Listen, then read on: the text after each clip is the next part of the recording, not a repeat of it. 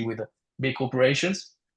However, I would like to start off our conversation here with my lovely speakers. Again, thank you very much for your time. I'm going to give them a little bit of space for them to give them a presentation. So, Adife, would you like to introduce yourself? Hi everyone, I hope you can hear me. My name is Adife Owunsilike. I'm a global DI director and wellbeing director covering 16 global offices across the APAC, so EMEA, and also the Americas as well. So that's a little bit about me and what I do. Thank you very much. And George, you're here too. Hi, everyone. So my name's George. I'm a diversity, equity, and inclusion specialist for a health tech company.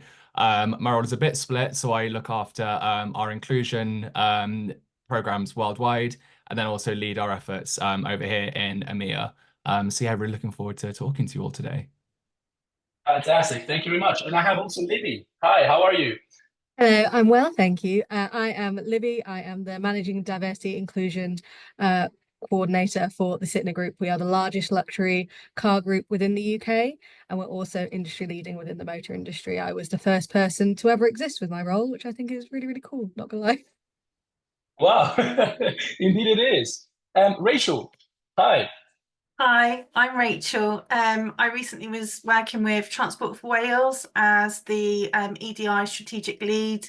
I work between government and Rail Limited, which is like about 30 train companies in Rail Unites for Inclusion. And I'm now a EDI consultant. Fantastic. Mike, hi, how are you? Hi, yeah, good, thank you. Thanks for having me today. Hi, everyone. Yeah, my name's Manik Chadha. My pronouns are he, him. I'm the Equity, Diversity and Inclusion Advisor at the animal welfare charity, the RSPCA. So that's the Royal Society for the Prevention of Cruelty to Animals. And I've kind of worked in this space for the last sort of 5 years, most recently also working in local government and in football. Yeah, thanks for having me. Pleasure. And I have also Lauren. Hi. Hi, Thomas. Hi, everyone. Hi, fellow speakers. Great to be with you today. My full name is Lauren Toure, and I am the Global Belonging, Inclusion and Diversity Senior Manager for the Ball Corporation. We are an aluminium packaging enterprise-wide business working across North and Central America, the APAC region together with EMEA, and in South America. I have responsibilities across all of those areas, though I'm based here in London. Fantastic. Thank you very much for the introduction. And finally, I have Lucindy. Hi, how are you? Hello, I'm well, Thomas. How are you? I'm very well, thank you. I'm very excited for our first webinar. So Same thank you here. again Thanks for having everyone me. for joining in. Thanks. Hello, everyone. So my name is Lucindy Champama. I work as the Equity, Diversity and Inclusion Advisor at United Response. So we're a charity that works with individuals with autism, learning disabilities, and we're predominantly based in the UK. So yeah, I'm really looking forward to our conversations this afternoon. Fantastic. And I also have joining in Katie. Katie, hi, how are you?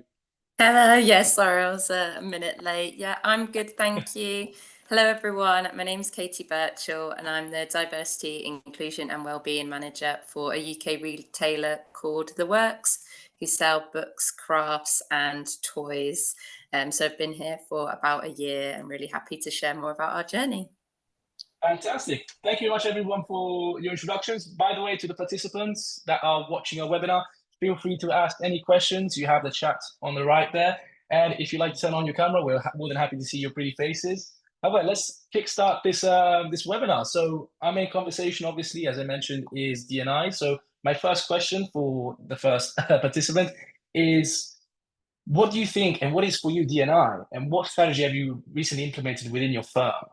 So, Arife, what did you implement within Euromonitor?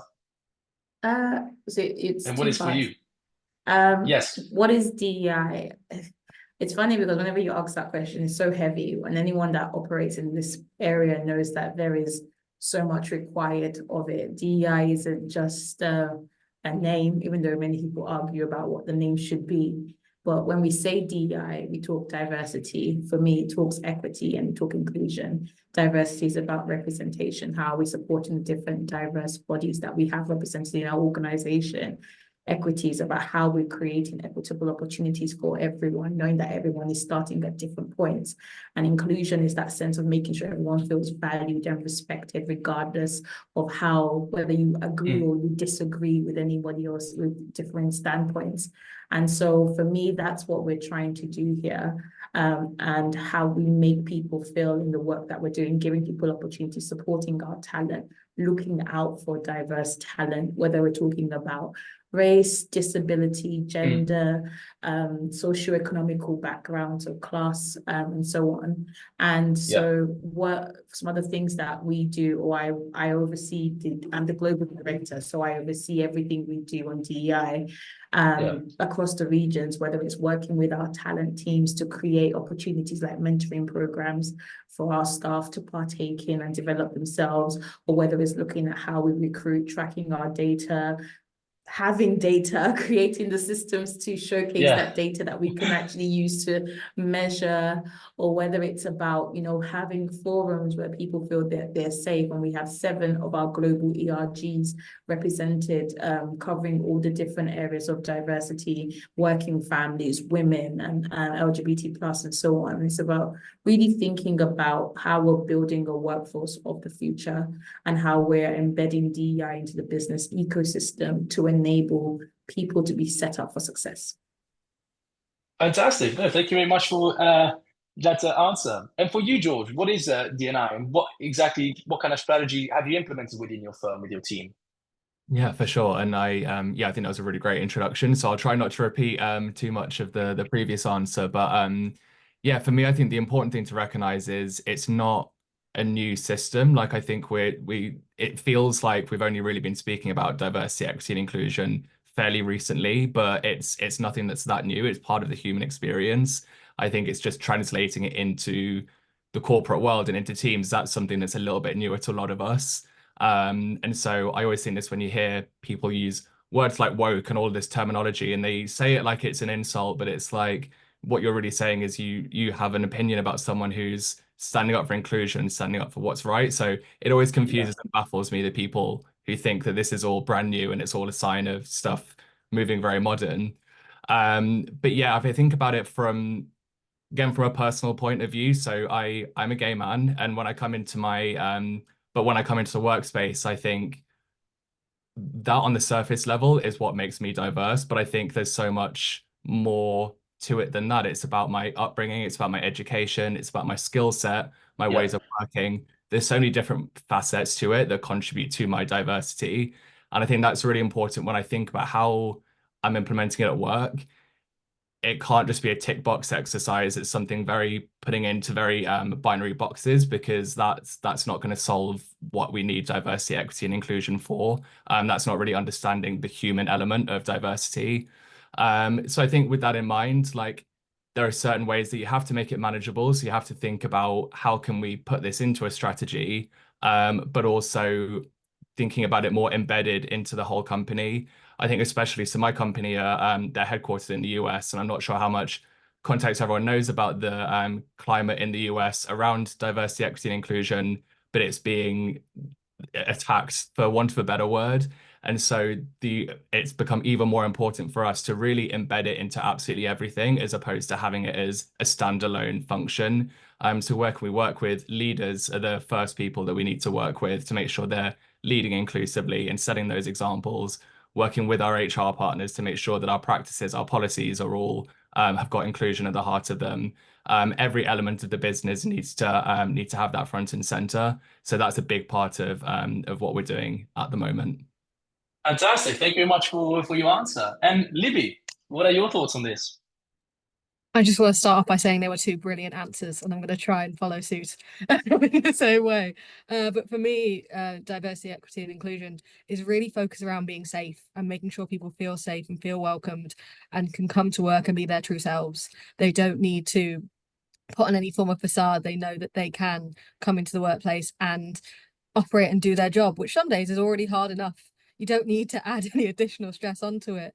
And I think really building with the people and what our all looks like. When we say we include everyone, what does that everyone look like? And making sure our lenses are, we're not just protecting people who look like us or who think like us, we're protecting everyone.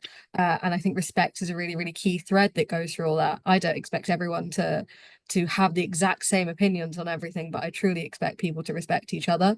At the Sitner Group, we are in an industry that is quite famously not very diverse in the motor trade, but we are, like I say, leading in it. We've got 4 pillars that we're really pushing towards. So one of them is inclusive cultures. To prepare ourselves for this and to create these inclusive cultures, we've launched an inclusive leadership workshop, which we've given to all managers across all of our divisions. We have lots of divisions, things like Jaguar Land Rover, Mercedes-Benz, Audi. I'm trying not to forget any so I don't upset anyone, but I inevitably will. It happens. It always does. You can't deny it happens, unfortunately. But we've delivered, I think, about in with L&D and DNI, we have delivered about 770 hours of training in the last year on inclusive leadership. Yeah, I'm very tired. I don't know if it's showing. We can imagine. Wow. But we've seen so many wonderful things come out of those sessions. People have had the space to ask questions that they might have been scared to ask or not even realize they didn't know. And then they've all given commitments and such to keep developing after those sessions are finished, which has been great to see. We are looking into reasonable adjustments as one of our 4 pillars to make sure that people know they can ask for reasonable adjustments, they know what they are, and we're giving people what they need. We're not just giving everyone the same thing, we're giving everyone what they need to thrive. And I think that's so important within that safety element. Customer inclusion is something that we're always looking towards. We want to make sure if it's impacting our colleagues, it's probably impacting our customers as well. And we need to look at both ends of that to make sure that people are getting everything they need from us and continue to help us be industry leading in every way that we can be. And then also supporting our local communities is really important to us. We have 10,000 colleagues. We have lots and lots of sites up and down the UK. We want to be a great place and a hub within those communities. The best example I have is we are sponsors of Leicester Pride, and we did Leicester Pride about a month ago now. It was the 31st of August, and we raised money for local charities, and we really are just there to let the community know that we support them, and it's so great. We lead the march and we absolutely love it. And I'm always there dressed very brightly. But yes, I think in the key of everything is just making sure people can feel safe, and whether that be safe in themselves or safe asking the question that sometimes might feel silly. I'm a huge advocate that there's no such thing as a silly question. And if there is, I've asked it. So there's no point being embarrassed by it. But yeah, that's what it is to me. Fantastic. No, thank you very much for your in-depth answer. And Thomas, yes. sorry to interrupt. I just want to say to all the participants to turn on their cameras. We just want to watch your faces. Oh, thank you, Valerio. Thank you, Valerio. Thank you, Matthew. And I want to know, guys. So don't be shy, please. And by the way, I'll repeat that at the beginning, guys. We'll have also a Q&A session, so feel free also to take this opportunity to ask any questions to our speakers. So don't be shy. This is a great opportunity for you to also ask any questions or queries you may have, as we have these wonderful speakers giving you a little bit more of an insight of the DNI. Moving on, however, thank you very much, Libby. And Rachel, please. Hi again. Wow, these answers have been, it's just so nice to hear similar views and similar kind of explanations on how we tackle diversity, inclusion and equity in the workplace. And I really loved some of these answers. I just had to say that. So for myself, in the role that I'm just kind of transitioning out of, as the strategic lead, I used to create a 4-year strategic equality plan with the leaders of the business. And that was set along some of the action plans from Welsh Gov. We have a really unique law in Wales, which is the Wellbeing Act. And under there are things that we have to do, as well as the Equality Act. So what that means is that all publicly funded organisations should have that element of EDI going through them. And what that meant for Transport for Wales was actually we looked at what the makeup of our business was, and like Libby, I feel the pain in the rail sector because it's quite dominantly male. Also, we kind of wanted to tackle this in a unique way and be the most inclusive employer in Wales. So we did a number of things in our plan, which was be disability confident leader for our employees, and make sure that we rolled out training on all of our induction, from the CEO all the way down to entry-level roles. They've had EDI awareness training. We've also rolled out anti-racism training, and we also have trained our HR teams regarding reasonable adjustments.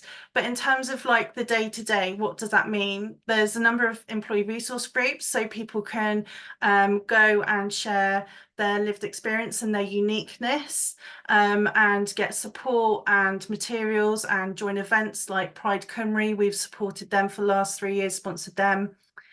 But for me, the biggest things I think are, in terms of my views and our work.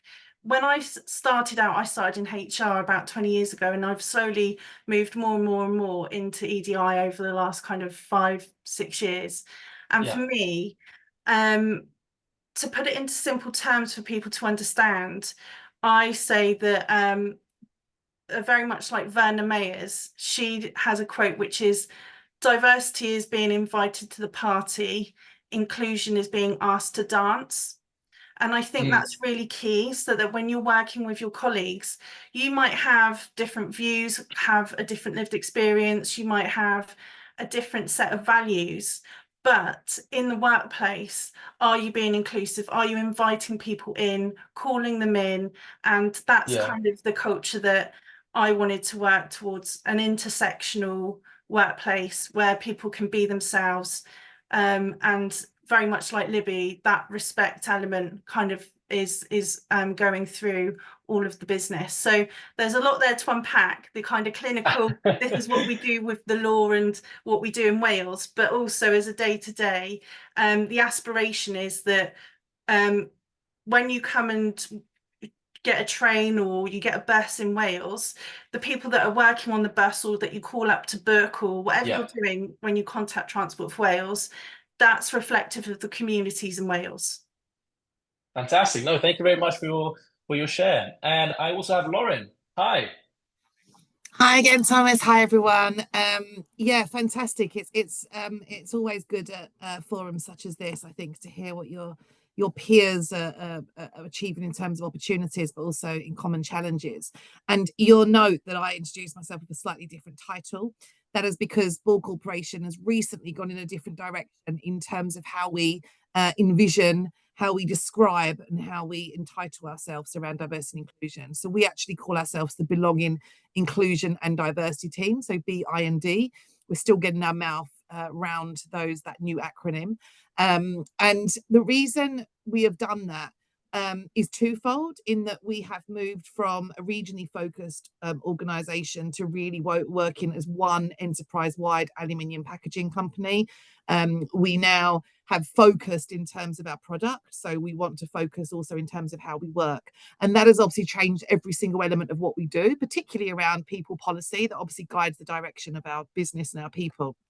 And a key part of that that's always been prioritised from the absolute top, so the chief exec has always been fully involved, and as the board, in terms of what we do around this important space. As I believe George touched on, really important point for us as we become enterprise wide and obviously are led by our headquarters in Denver, Colorado. It's really important that we understand the geopolitics around equity and inclusion, but especially what's happening around the USA.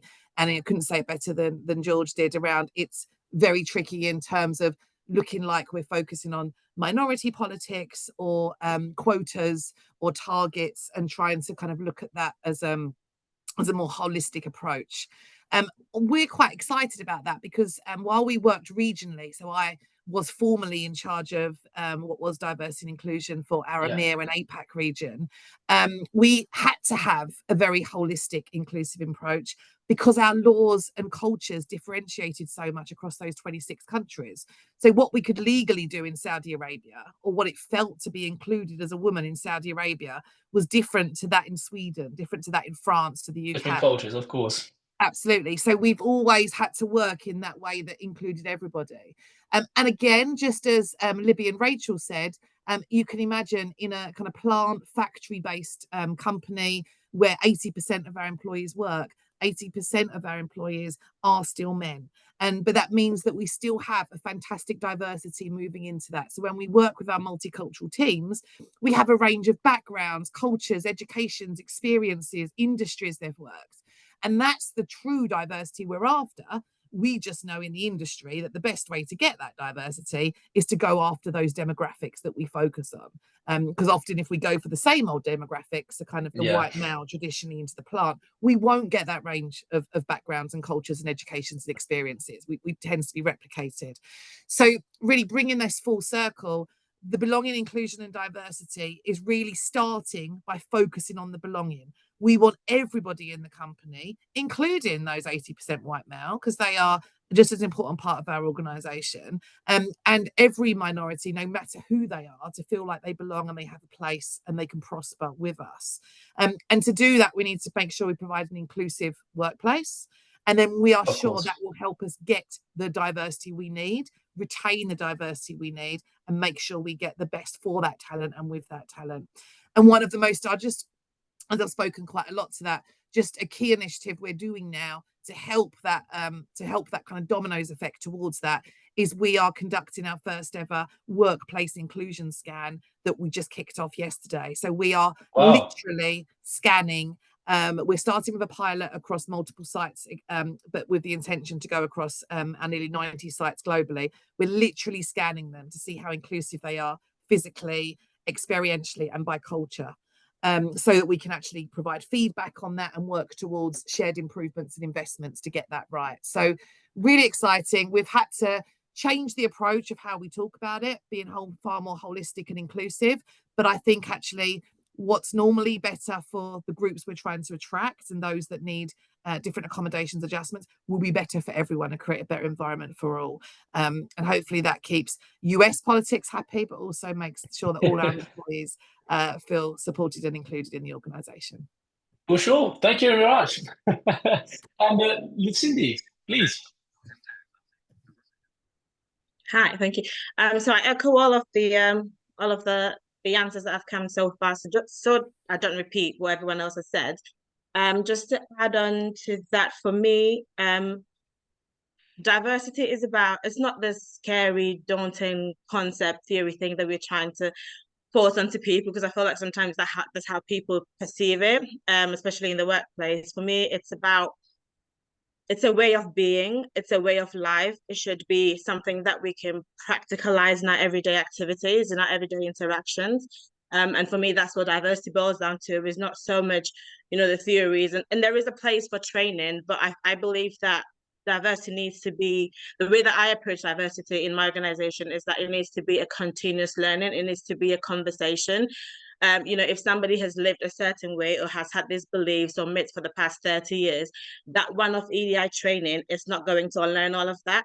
It needs to be continuous. It needs to be something that is part of team meetings. It needs to be part of the organizational strategy. It needs to be part of everything else, because it's our everyday interactions, really. It's how do I make sure that I'm speaking to somebody in a respectful way? It's how do I make sure that I'm not making somebody come to work and feel miserable? And it goes outside of the workplace. It's in your families, in societies, in your circle of friends. How are you treating people? Because really, that's how the way you are is what you take everywhere else, whether it's in a circle of friends, whether you bring it to work. So for me, it's more a way of being. It's more a way of life. It needs to be that everyday activity that we do, really. And one of the things that I've sort of tried to implement in my organization, I only joined in May, and one of the things that I'm having to do is just look at how inclusive we are, right from recruitment to the top level. And so one of the things that I've done recently is just looking at, when Libby was talking, she mentioned something about reasonable adjustments. And that's one thing that I've picked up in organizations, where we tend to do this thing of, you know, it's just the norm to, when you put a job, to say, oh, we encourage applications from all backgrounds, and, you know, we're here to give you reasonable adjustments, but actually, do you have those reasonable adjustments in place? You know, if I came and said, I need an interpreter, can you get me one off the bat, or would you come back and say, oh, we couldn't find you one? Or, you know, what excuse, do we actually have reasonable adjustments in place when we're asking people to apply? You know, what, when we're looking at our policies, how often are we reviewing them to make sure they're not out of date, and make sure that the language is inclusive and things like that? So it's those practical things for me. Sometimes it can be something as simple as, you know, saying thank you to somebody, you know, where there's no blame culture, but it's really those simple things. It's not the tickets. And I feel that sometimes organizations really focus on the big things, like, oh, let's have this EDI strategy, and then what?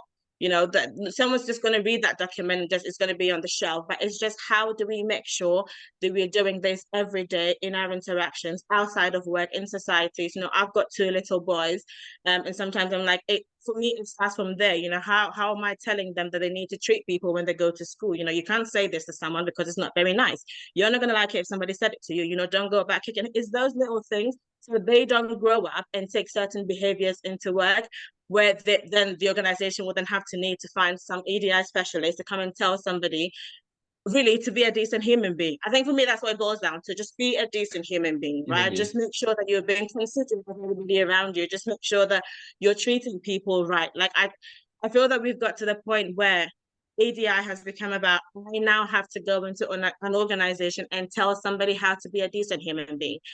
Which shouldn't be. So for me, that's what success looks like, where, you know, we can come to a place where people don't have to go for a training to do the right thing. Like, you just do the right thing because you know that's the right thing to do, and it becomes second nature to you, where I don't have to spend, you know, Libby was talking about how many hours of training that you have to do. Like, it really shouldn't have to be that way. You're just teaching people how to speak respectfully, how to respect each other, how to embrace each other. We should get to a place where people are able to think about these things and do them without having it, you know, being hammered into them, really. So for me, that's what EDI boils down to.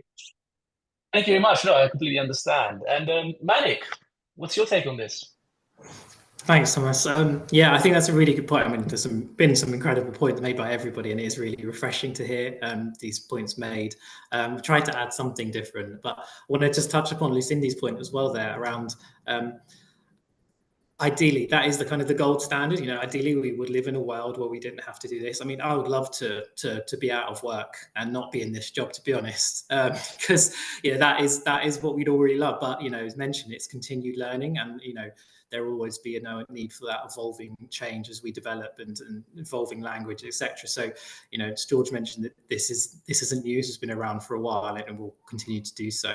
And I'm just thinking about the terms diversity, inclusion, equity. There are so many of those, and for me, I think the focus, especially in recent years, has often been around diversity and the need to make sure that we are representative of the communities, the areas that we operate in, different sectors. And I completely agree, and that is key. But also, for me, it's about making sure that you have the environment that welcomes those people in as well. So, you know, for the people joining in particular, you know, looking at companies' websites to make sure that they are they come across as welcoming, and, you know, they are walking the walk as well as talking the talk, and, you know, making sure that there is evidence around that. Around what they are doing to make it feel like an inclusive and welcoming space. And a part of the challenge around that is when you don't have diverse representation across your organization, it's hard to, you know, take those experiences into account. So, you know, what Lauren mentioned there, kind of a scan or an audit, can be really key to kind of understanding that from about an organization. Sometimes that's needed externally to come in to really get to grips of what some of the challenges are that you're facing. And I just thought I'd touch upon what we've done to the RSPCA. It's quite unique. It's quite different to what other places I've kind of worked with, people I've spoken with. So we launched our first EDI plan last year. It's a 7-year plan, and I feel like it's quite an ambitious one. But what we're really fortunate is to have that that buy-in from the top, which is unfortunately quite rare, and also at different levels. But what we do have is that we have compassionate people, because we're a charity and we're people working with animals. We already have that on our side. But the big challenge there is, for some people, is relating that compassion and empathy to people. And some people say, we're not people, we're animal people. That's why we're here. That's why we do what we do. And it's really fascinating, because the people that represent the RSPCA in the way that people are likely to most know us are those people who are going out and seeing people day to day, spend most of their time speaking to the general public. I would liken their role a lot of the time to those of social workers. They're really challenging conversations, and you need to be able to understand the diverse experiences of people from in every kind of perspective as well. That diversity of not just talking about from legislative terms, but also different life mentions socioeconomic backgrounds, and some of the challenges that come with all types of experiences, but also the benefits that come with that as well, and making use of those. So really kind of pulling those together. So that's what we kind of, we've been at the early stages of putting together our employee resource groups or networks together to make sure that we have those represented voices. And we're in a rare organisation where actually we have 70% female colleagues. And so, it's about making sure that all types of all genders and different minorities which are misrepresented or underrepresented, should I say, in other areas, are represented within ours as well. And an initiative I'll just mention is one around engaging with people from minority ethnic backgrounds, because it's something that we really need to improve on. We've acknowledged that, we're really clear about it, and understanding what we've been doing recently is understanding the relationship between people from different cultures, different ethnicities, different countries, and animals. And it's completely different. In terms of the legal terms around the world, completely different. So is that relationship. And so understanding why certain people wouldn't have pets, or why certain people might be more likely to donate to a cancer charity or a children's charity, international aid, for example, as opposed to animals. So we have a very different perspective, a relationship with animals in England and Wales in particular. And so trying to understand that, while also trying to bring in people with those diverse range of experiences and thoughts to bring into the organisation. Of course, no, thank you very much. Thank you for your insight. And finally, Katie. Brilliant. It's quite a hard time to go last with so many amazing answers. But so yeah, some of it may be repetitive.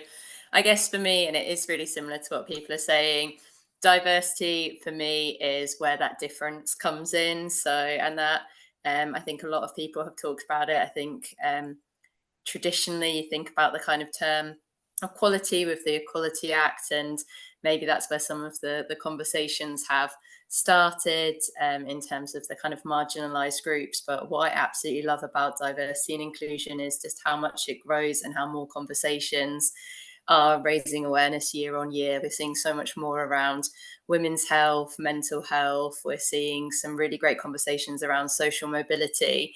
And so although I agree, like I would love to not necessarily need to be in this job, that almost just feels like there is something new and something really inspiring that comes up all the time that's just helping with a further conversation for new experiences and bringing that to the fore. And being able to hear that and have more people's experiences and stories shared is certainly a benefit. I mean, it's a benefit to every company, but at the works, we have over 500 stores on either a high street or a retail park. So hearing the voices from our colleagues, hearing that diversity from our customers, that means that we can really serve the customers and the products that they want, that our employees have a really great experience with us. And so, yeah, it's all about understanding that difference and making sure that we're doing what we can to bring that difference to our business, so we're being the best business that we can be. And inclusion for me then is really not so much the fact, it's more of the feeling, as everyone has said, starts with that safety, but actually we all spend a significant amount of time of our lives working. So actually want it to be as fun. And again, that's something that we really value at the works, is having that kind of fun, friendly culture. And that just wouldn't be authentic if that didn't feel the same for everyone. So we're probably in a slightly different place to some of the other companies that are here today. We are in a bit more of an earlier stage of our journey, but we've got a 3-year strategy, and so we've spent. Oh, sorry, I'm in an office where the lights automatically turn off, so bear with me.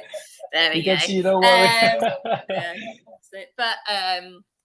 Yeah, so we've done a good first year of trying to encourage everyone to provide us with their data, which is a huge way for us to understand our representation levels. There's a building of trust that people need to have to understand what we'll use that for. And for us, not only is that kind of the legal reporting or the reporting that we'd really like to have, but that drives a really great challenge around, why is there representation that might not be the same as the talent pool that they're in terms of the stores or in our support centre or our distribution centre. There's so many different kind of careers and areas that we work in. So we can have some really great conversations and try and unpick that from a diversity perspective. And we do a lot around inclusion and collecting data for that from engagement surveys and understanding the difference of experiences depending on the kind of communities that you may identify within. And also we've, similar to other people have said, have created an employee forum for specifically for D&I, and they are absolutely the conscience of our business. We have a sponsor, so that senior buy-in as well is extremely important, as everyone else has said. And it just allows us to unlock exactly what those questions are, exactly what our colleagues are sharing, exactly what they want us to do more of. And it's kind of my role to make that happen, but also that sponsor's role to unlock any barriers to that as well. So we've got our own D&I calendar just to make sure that we're focusing on the areas that are really important to our colleagues. And it's really about just building that training and awareness. And I think, as everyone said, there is a bit of a culture war, whether there's people saying that this is kind of a woke topic versus the fear of cancel culture. And so I think for me, it's just bringing more of a balance to the conversation to say we don't need to absolutely cancel somebody that gets it wrong, but equally don't hide away from that. And let's just find this curiosity and this acceptance and have the conversation and try. And then we can all be better off if we try and, as other people have said, respect each other and want to learn and understand those differences. So we're at that kind of journey really about personal accountability and being respectful in the workplace. And so we've got a mandated course that everyone will do, as well as monthly courses that people can opt in on just to understand certain D&I topics that might be important to them. So that's kind of what we've been doing, especially the last year. Completely understandable. Thank you very much for that thorough answer. So, as everyone knows, we have a really active community base, and a lot of job seekers are currently looking at our webinar. And given that we serve over 300 customers, so we have big names, different industries using our platform. My question for you guys is, why should someone join your company, and what kind of profile are you looking for typically when someone's applying for your company? So, Adeve, how would you like to answer that? So we're a little bit different, and also thank you to everything that everyone has said, because it's really important to be able to showcase the work that our organizations are doing, moving beyond just saying you commit to it, but actually the actions are in place. In terms of our organization, so we've been around for 50+ years, and we're a global market research company. And like I said, we're based across 16 global offices. And I believe there are some people on this call that might not just be based in the UK. And for those that are of those more inclined that want to relocate, these are where working in global organizations are great. So why we're good. So I've been here for 2.5 years. And one of the things that's really exciting about Euromonitor and the work that we do is that it's providing data and insights to people, to businesses, to help them make a better informed decisions, whether you are a company that is focused on drinks or health and well-being stuff, utilizing the data that we provide to essentially help them make informed decisions. But so we have roles that cover things like market research or business services like business manager roles, or working in IT and tech. We're seeing a lot more of our roles slightly outside of the UK though, because we're becoming a lot more tech in terms of what we're doing and how we're positioning ourselves to be able to better support our clients and the work that we do. And one of the things that is really great is the passion for DEI here.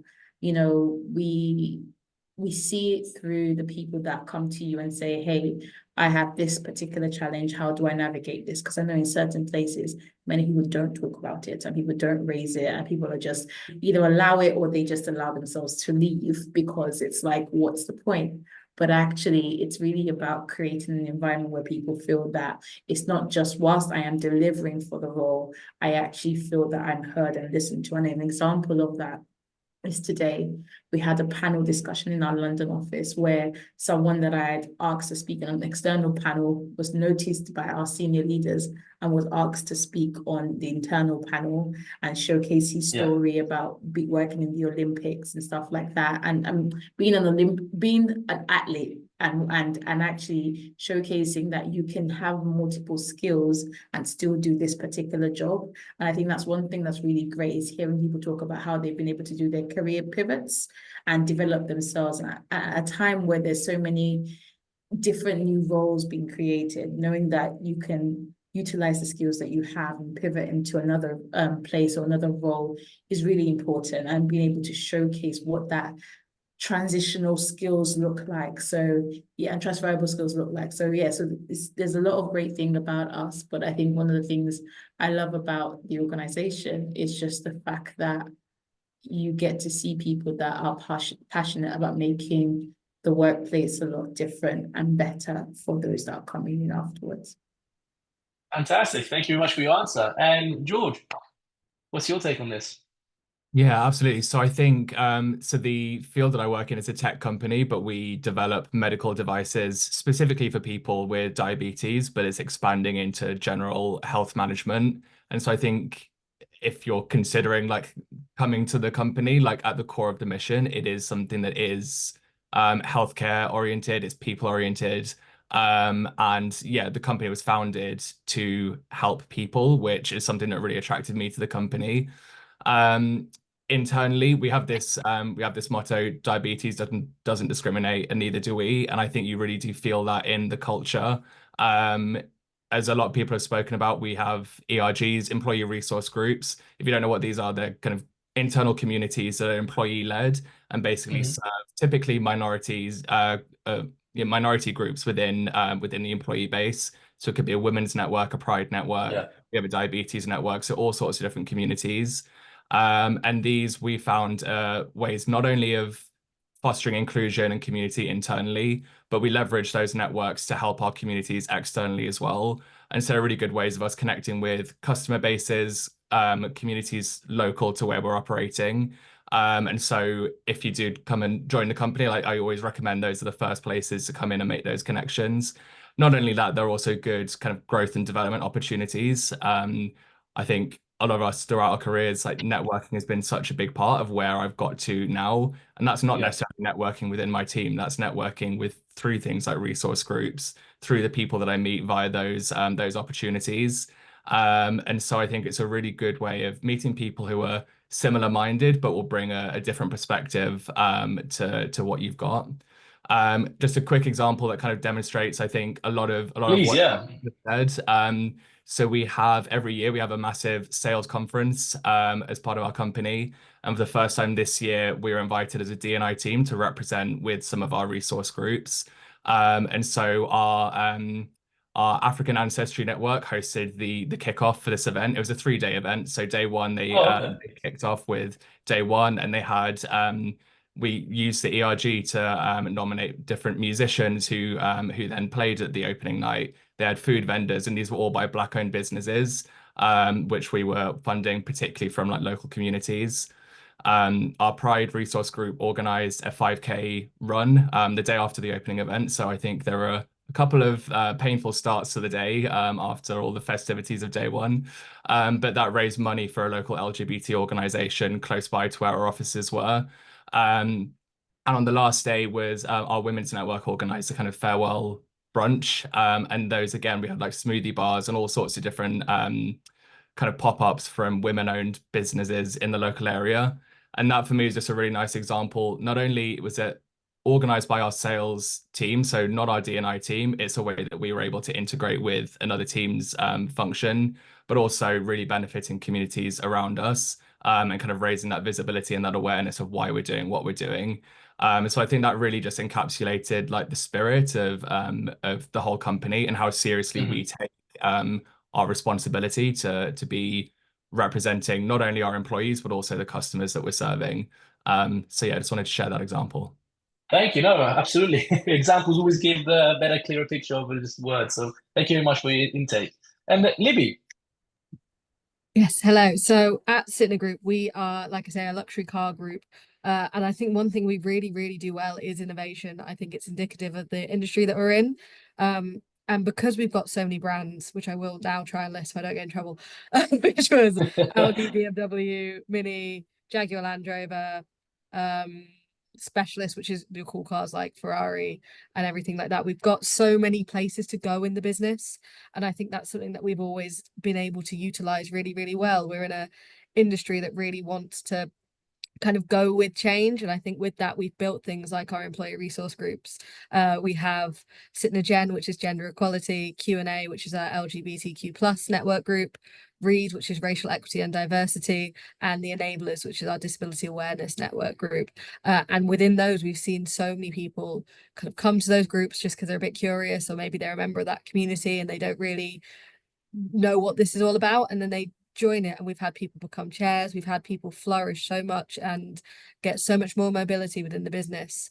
There is so much investment in the people. We're aware that it's the people that make our business, and we really want to make sure that we are considering absolutely all of them.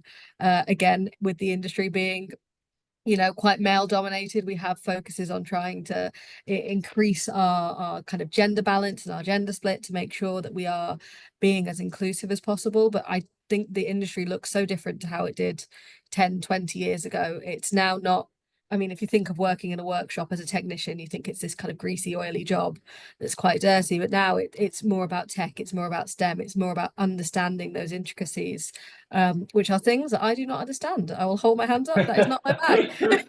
That's not where I sit.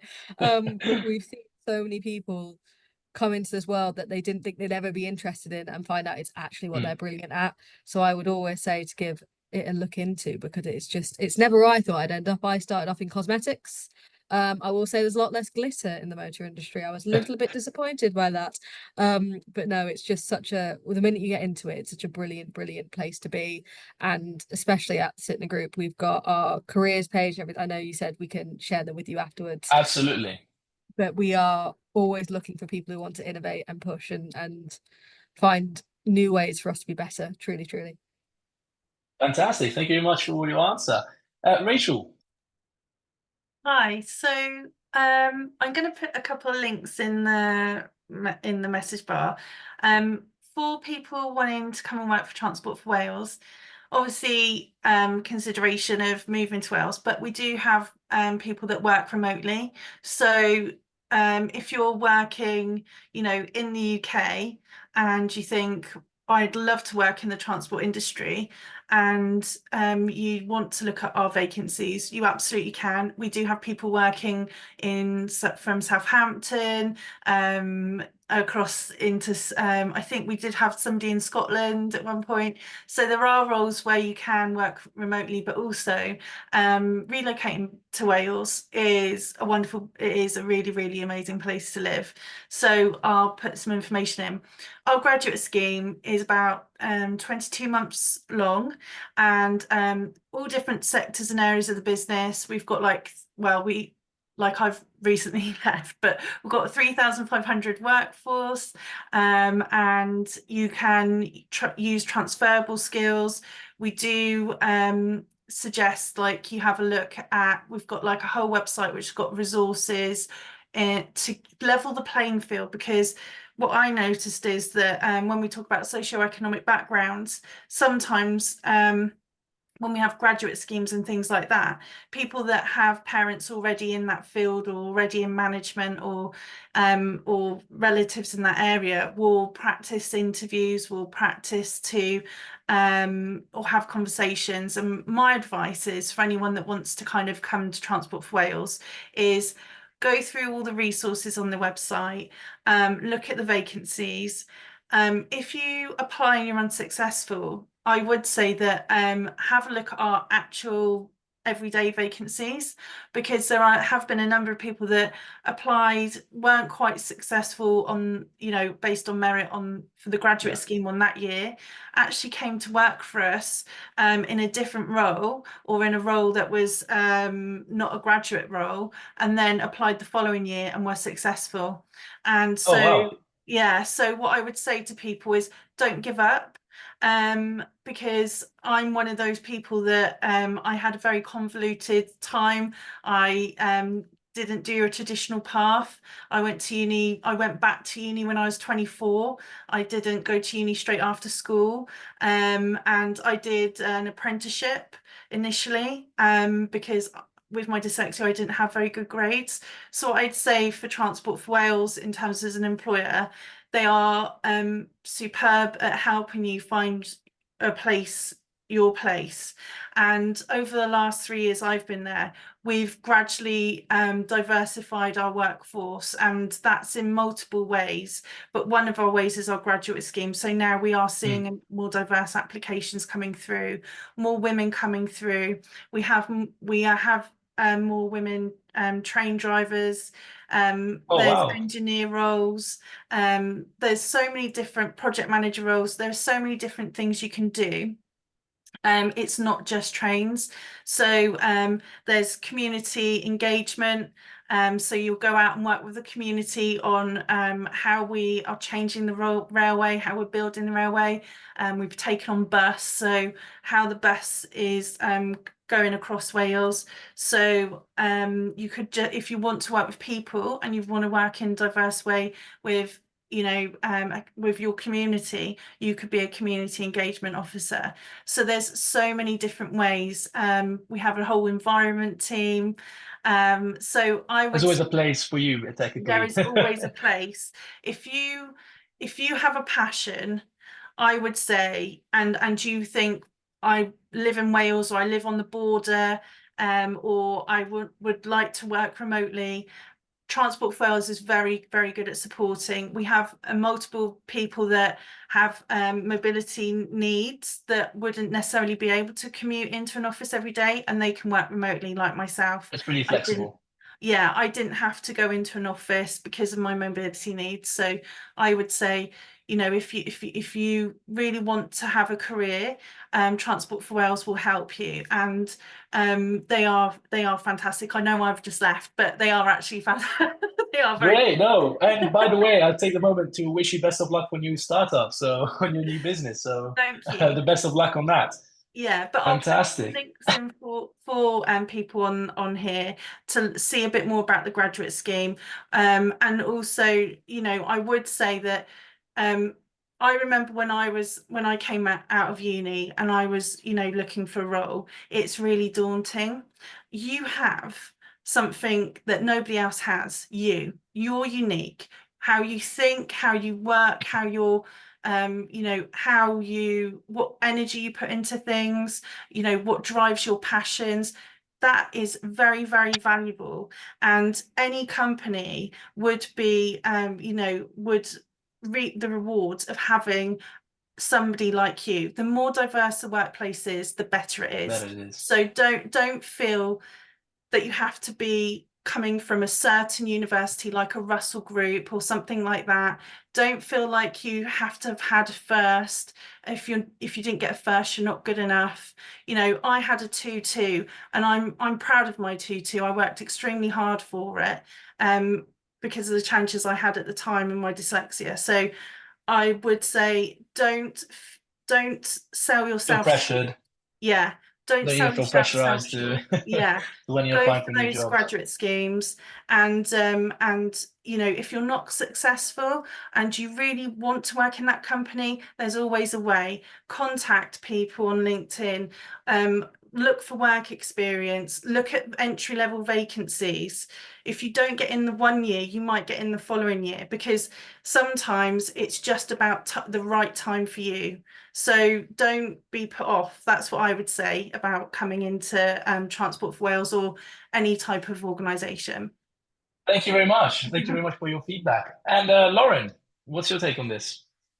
Yeah, absolutely. So again, we are an aluminium packaging business. So basically, we produce a lot of the cans that some of you might have a can of Diet Coke with you now, or a can of Red Bull if you're feeling a bit tired on a Wednesday afternoon. So we produce the cans. We also make our aerosol can packaging. So for clients like L'Oreal. And we're also emerging, mainly in the States, around aluminium cups, so a sustainable environmental product moving forward. And what's really exciting about Bull is not just that we do something that I have to say I never worked in. I have to say I'm very jealous of. I think it was you, Libby, that worked in cosmetics. I'd love to work in cosmetics, but there was something. I've never worked for a company that actually I can go into a shop and pick up what we've made. I've always kind of worked in theory, kind of like in government, or I worked for the Olympic organization in 2012. And what's great is being able to go in and see our little character on the can. So I think really working for something that makes something and you can see it does have a sense of achievement. But we were a company that were nearly 150 years formed, and formed by a selection of a collection of brothers in the States, and they actually came together as the Ball brothers to form the company. And I have to say, the fact that we were formed from a family has continued through. When I had my interview with Ball Corporation, and we're not well known in the UK, I didn't know of us until I was approached by a talent acquisition specialist. But we once I was told that, oh, it's like a family, you will feel really like you've come home, you'll feel really well supported. And I thought that was part of a wonderful onboarding induction exercise, but it's absolutely true. And you really feel through this huge 26,000 employees across 3 regions, that you really are part of a wider family and feel truly supported in everything you do. And this goes back to really my idea of what diversity and inclusion is. It's that sense of belonging. If you have a question, if you don't know what a new There's always someone acronym available to you to answer absolutely, and support you. Yeah, absolutely. And someone will always explain the elements, like Libby touched on in the automobile business.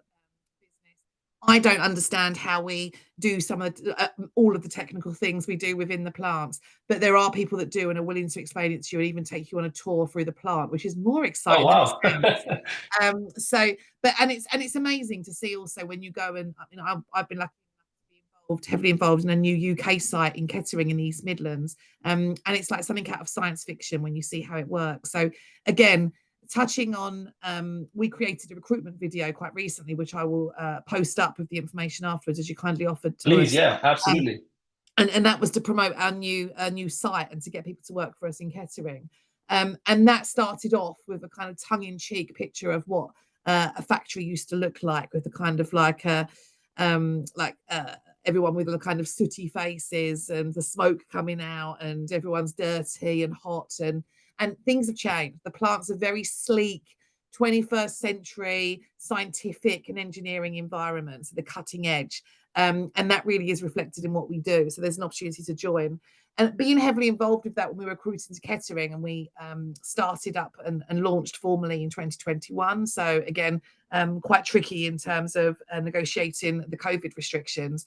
But we finally went properly live in 2022. And our real recruitment drive was to say, we can teach you how to make cans. We can teach you how to make the cups or our aerosol packaging. What we can't teach you is how to be a fantastic team player.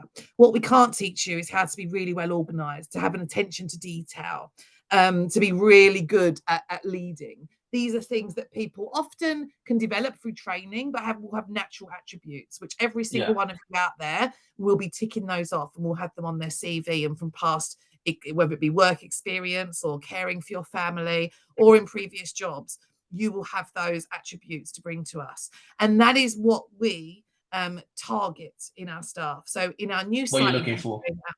Our brand new site, we recruited, including Ukrainian refugees, who we ensured that we were providing meaningful careers to women that had bravely arrived in the UK, and we could actually retrain them of how to make cans, but they brought the attributes that we needed.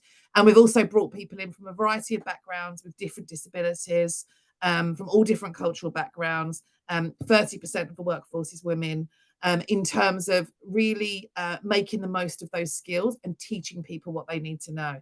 And the place is an absolute production fest of innovation and creativity, and most importantly has the most magical, inclusive culture of belonging, because it's got that wonderful diverse mix where people are bringing all those skills. So Great. as I said when we were recruiting to that, like if you've gone down the STEM field, if you're thinking of going into IT, or if you're thinking of going into a financial field with your STEM background, then fantastic. But please think about the manufacturing industry. It really is incredibly exciting. And we have many apprentices and graduates that work their way up to current global leaders who are traveling the world continually and experiencing the cutting edge of engineering. So please look us up and we'll make sure we pass information on. Please, absolutely. Thank you very much for your insight. And Lucindy, what's your take on this?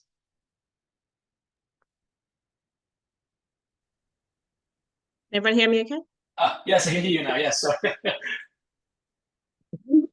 I had my eye on the chat, and for a second there, I thought it was the the connection. Yeah.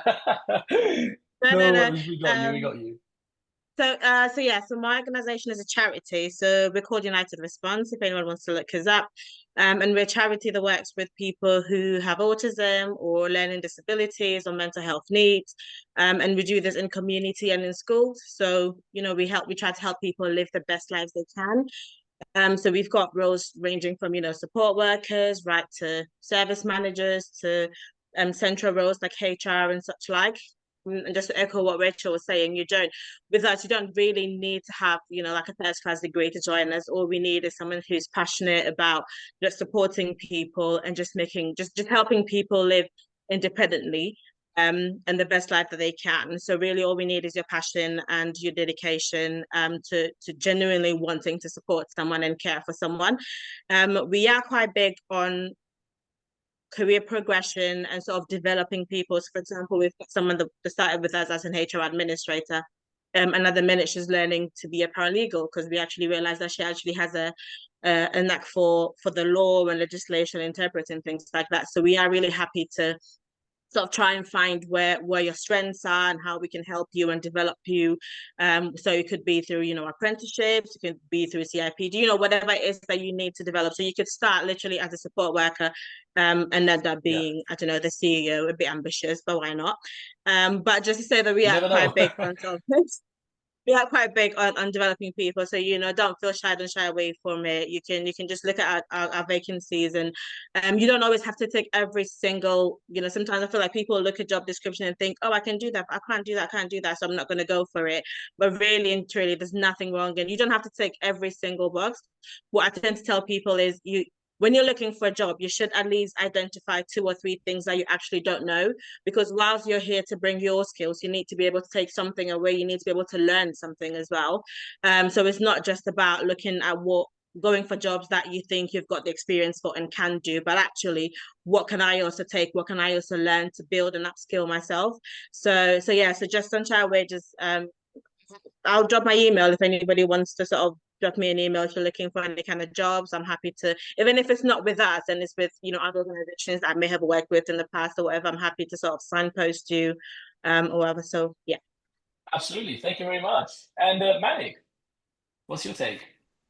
So similar to what some people have said, but I guess I think the main thing about, I suppose, working for the RSPCA and what I mentioned before around, being passionate about what you do and being compassionate about people and animals, and really wanting to achieve what we want to do, which is creating a better world for every animal, preventing the cruelty and neglect. And what I would say as well, that it's not an absolute must that you really have to love animals as well.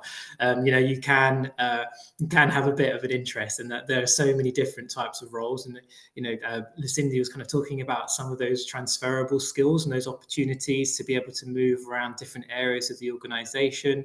We have over 12,000 people kind of working or volunteering across Wow. England and Wales. So there are a lot of opportunities, and it's really varied in terms of what types of roles. So you've got people, you know, who are out there in the field, in the not literal, or sometimes the literal field, but working in the front line, should I say, and kind of, you know, going to these cases of cruelty and neglect, and sometimes, you know, being really quite emotionally challenging and demanding. And sometimes for some people there is a bit of misperception of what the RSPCA can be like, and it's, you know, it's not all about cuddling cute puppies, unfortunately. You know, sometimes it can be quite hard hitting and really challenging, but you know, the impact, the positive impact that it has on people's well-being is always really highlighted. And you know, the link between animals and positive mental health is really there. It's really clear. We've made some really big changes in the organization over the last few years. I feel like I've only been there for about a year and a half, but I'm so pleased. I've definitely never worked somewhere that I've actually enjoyed in as much as this. And it's partly down to our CEO, who joined about 5 years ago and implemented some really, you know, quite big changes, ambitious changes, but it has meant that, you know, people have singing from the same hymn sheet now and really kind of getting on board with that, which is just brilliant. Like, to have someone who's open about his sexuality, his disability, his socioeconomic background, that's actually what made me join the organisation. So he was really public about that on our website. And when I was looking for my next role, it wasn't the animal side of things that really drew me. It was the honesty and transparency that came through him as a leader, and then the organisation. I could see where they were trying to get to. So we were celebrating 200 years this year, and we were found when we were found. Fantastic. Yeah, so you know, it's the world's oldest and largest animal welfare charity. So there's, you know, there's a lot of expertise there, and there's a lot of experience there. But they've also realised that with that kind of age that we have, there's things that can be there's cobwebs that need to be dusted away, let's say. And so, you know, things have really changed, which has been really positively a part of that change. And you know, our organisation was founded, and one of those founders was an anti-slave campaigner, really key to the abolition of slavery. And you know, he was really focused on preventing that cruelty to animals as well as humans, and that's kind of really fed throughout the organisation, from what I can gather. So yeah, we've had a new brand this year, so it's a really exciting time. We look really different. We're trying to be much more modern and inclusive, and I feel like that you know, that's already been representative in the numbers of people who've been applying for our roles. And you know, yeah, it really does vary in terms of working, you know, behind a desk. You can work more locally if you want to work in a certain regional area of England and Wales, or you can work remotely, such as I do. And you know, you sometimes have the odd occasion where you meet up with your team, or you go to different offices and things around the countries. And there's also different levels in terms of like experience needed. You know, there are roles that really do fit every type of level of experience, and it's, you know, the degrees aren't necessarily required, but it's all about, you know, what can you bring, what kind of skills can you bring, and your approach and is to learn. Yeah. And we've got apprenticeships, internships. We're part of the 10,000 Interns Foundation, which supports, recently we had 7 Black interns, which was originally called the 10,000 Black Interns Foundation. It's changed a little bit now to support disabled people taking on internships as well. We've been doing that for the last 2 years and have some really positive experiences. And yeah, really trying to consider people's differences to make sure we are trying to create as inclusive a recruitment process for people, application process. You know, I mentioned those reasonable adjustments, making sure that that we can do everything that we can to help people, but also acknowledging that we're not always getting it right, and being open to hearing back. And that's where those resource groups and things come in, and it's really helpful to know, actually, this wasn't quite right. You know, let's work on this together. But yeah, I'd really encourage it. I'll again put some links. Happy for anyone to get in touch. But yeah, there's some really good opportunities if you want to work in, you know, in a charity and help do some good for animals and people. Thank you very much. And finally, Katie. Yeah, brilliant. Yeah, so great to hear about all the opportunities with all the employers on the call. I think for the works, we have very different types of opportunities, whether you're with us for a season or a reason. We often say that there will be maybe like students that want to come and might want to just work now is probably the good time around kind of peak Christmas time. We'll have kind of customer service and retail opportunities. And as I said earlier, we have over 500 stores around the UK. So there's so many opportunities across retail, and you can really build a career. And we also have our support centre. And I think not everyone kind of thinks about the background to making a retailer work, but we are based in the Midlands, but similar to somebody else on the call earlier, I think the Transport of Wales, that we have a really flexible hybrid working policy. So many people, including myself, I do not live close to the office. I can spend a large portion of my time working from home and just be in the office when I need to. And it means that we're really open to talent all across the country.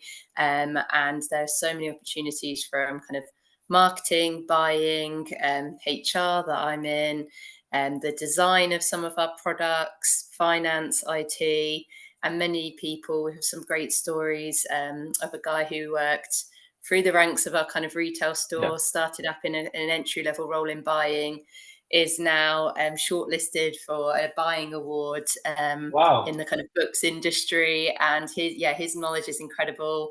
Another guy that worked within our kind of warehouse side, the distribution center of our business, and was just a way into the business and is now a junior project manager within our IT team. So I know that there may be kind of graduate schemes and different kind of apprenticeships, but even just getting into the door of a company that you might be interested in, there will always be opportunities here where you can learn different skills and progress and have those conversations and find the route that's right for you, especially if you're not quite sure what that is yet. And I think I've seen a couple of questions around like starting a career in D&I as well. So I just wanted to say in that way, it sometimes can be quite difficult. Like some companies might only have 1 or 2 roles. In my experience, get involved in employee network groups. That's what I did when I began working in a kind of corporate environment, and I gained so many skills and developed my confidence and my ability to influence. And I just looked at different roles where I would think about what are the skills I would need to do in D&I. And a lot of that is kind of influencing leaders and being able to hear the voices from your colleagues and how can you unblock those barriers and just move this forward, and where can you find different roles where you can gain those skills, and then you can move into a D&I space if that's not easy to do straight away. So that would be my other kind of route for those that are on the call to think about D&I career. Fantastic. Thank you very much for your feedback, and thank you all to the speakers. So now I'd like to take some space because I'm looking at the chat and I have a few questions from the viewers. So feel free, speakers, to answer if you feel right. So the first question I have from Jonathan is, what do you guys think that D&I roles would disappear in the next 10 to 15 years? Could that be, what is everyone's take? Is it all right if I... Yeah, please, everyone. It's any of you speak. These questions are aimed to any one of you. So feel free to answer if you feel like it. So one of the things I would like to say about the utopia is I think it was might have been George or Manic who said about like the utopia is us not to have these roles, but in practical terms, like human behavior and how we are conditioned when we're children, how we grow up and everything like that. Because of those things, I think we'll always need some sort of check and balance. And the reason I'm saying that is because when I started out in HR as an apprentice, like early 2000s, when I started out as an apprentice, I could see already one of the hiring managers had a vacancy, had a stack of applications, all paper-based, no emails at the time, and he went like this, split it in half, put half in the bin, and then went through the other half. And I said, what are you doing? And he went, oh, that's there's a lucky pile and an unlucky pile. I don't have time to go through all of these. And kind of, I then took them out the bin and I challenged them and stuff like that, which I shouldn't have done, but that's how I did it. And I think from that time on to now, our language has changed a lot, how we work with one another, how we talk with one another, how we support one another. You know, when I look back to 10 years ago, helping somebody transition in the workplace was completely different to how we would help somebody transition now. How we talk about certain topics, how we educate people is entirely different even to, you know, 4 or 5 years ago. And I think in 10 years' time, there'll still be us, but the language might have changed, you know, and I can already see that it's changing from equality to equity. You know, we're talking about D&I more, we're talking about belonging and culture more, we didn't before. And so I think it's, we're all, as cliched as it is, we actually are all on a journey for the betterment of a workplace environment, because we're working a lot of hours in an environment which we wouldn't necessarily select these the people that work around us as a natural. So that's kind of my take on it. Can I just Fantastic. add to Yeah, that? please. I think sometimes let's not get caught up with the fanfare. I think when people see a lot of organizations saying that they're pulling back, everyone thinks, oh, everything is going, and actually that's not true. It doesn't mean that the work isn't harder for some of us internal practitioners, because the spotlight, basically 2020 happened and everyone said we need to double down on DEI, we need to double down on this work. 2020 has happened and now everyone's saying let's pull back. Some people went too far, as they would describe it. Some people didn't embed it into the business ecosystem. Some people just did what they were passionate about, but it didn't really resonate with the organization. Some people entered the field from different backgrounds, not just HR, I'm an HR practitioner, but they entered it from comms, from project management, from different things. So it's DEI is slightly unregulated in the sense that people can enter it. With HR, you have to get your CIPD qualifications as you progress. With DEI, we have courses that people do, but the challenge you have right now in the world of DEI, or whatever people want to call it, is that things are evolving like anything else. There's just a greater spotlight on this particular area, just because it's a hot topic. In parts of the world, like it is in the West, this is a very political conversation that you see people use in different political environments to build alliances, to drive the conversations. In other parts of the world, it's more socialist. And so where this conversation meets corporates is by them feeling that there's a job that they need to do. Some organizations are very much committed to this work, and you will see that through the work that they do, how people feel, what people say about it, but it doesn't mean it's always easy. For us practitioners, it is a hard job, because, and everyone's different, but I know for me, it isn't just, oh, how the people are doing. It filters to our branding, our communication, our marketing, our services, our commercial. So depending on what sector or industry or what role you are, it's where you feel the different pressure points. So this work isn't going away. It's like saying ESG is going away. It's just evolving because the language is evolving around it, but also we're now really settling into the conversation a lot more. When you talk about this work at a board level, an investor level, they still care about it. They're still holding businesses to account on what they're doing globally. However, there are just more internal challenges because a leader might not be passionate about this, so they might take it off the agenda. But then you might have somebody that is a CEO that's in a wheelchair that cares about this work, and he will push it forward. Part of the challenge you have is that their personal invested interest in this, and that makes it slightly harder. But I don't think DEI is going. I think that there is a challenge on everybody. When you're looking into an organization, you ask the questions about what is the culture like, what's the opportunity like, how have we seen this? You look at the panel, is the panel diverse? Do you see men, women, people of different backgrounds, not just physically black and white, but I'm talking about age, I'm talking about class, I'm talking about disability. So where we were before was that you go to a role and you're basically hoping that you get the job. Now businesses are aware that you people that want to come into the organization are going to hold them accountable. That's why we're having greater conversations about Gen Z's voice, Gen Z's power, and so on and so forth. So I just think the conversation about DI meets people at different points. And I think we just have to be mindful about that. Don't get caught up in the fanfare and the external noises. Yes, it is people are pulling back.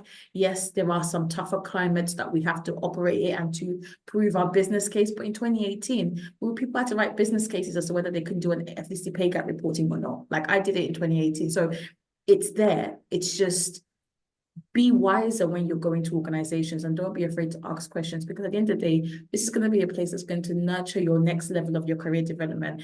We all need a little bit of challenge, but we all need to also know what our resilience looks like. And we all need to make sure that we are thinking about what the growth looks like and don't leave it on somebody else, and actually take ownership of what your career looks like. Ask the questions, seek the mentors internally, do all those great things, but those things were birthed through DEI. The data points were birthed through DEI.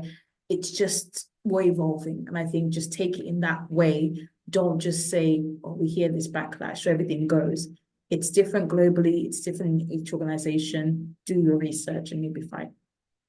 Fantastic. Thank you very much for answering. And I'm conscious about time, everyone. So we have also another question. Let me know who wants to answer this one. But Alex says, my dream is to work in the HR field, but I have no idea where to start. Do you have any suggestions? Who would like to answer this one? I'm conscious about time, but who would like to answer this one? Feel free to. I'm happy to, Thomas. Please, Lauren, feel free to. Yeah, I would say with HR, I would say you want to be, you want to get across as much of the area of people processes as you can.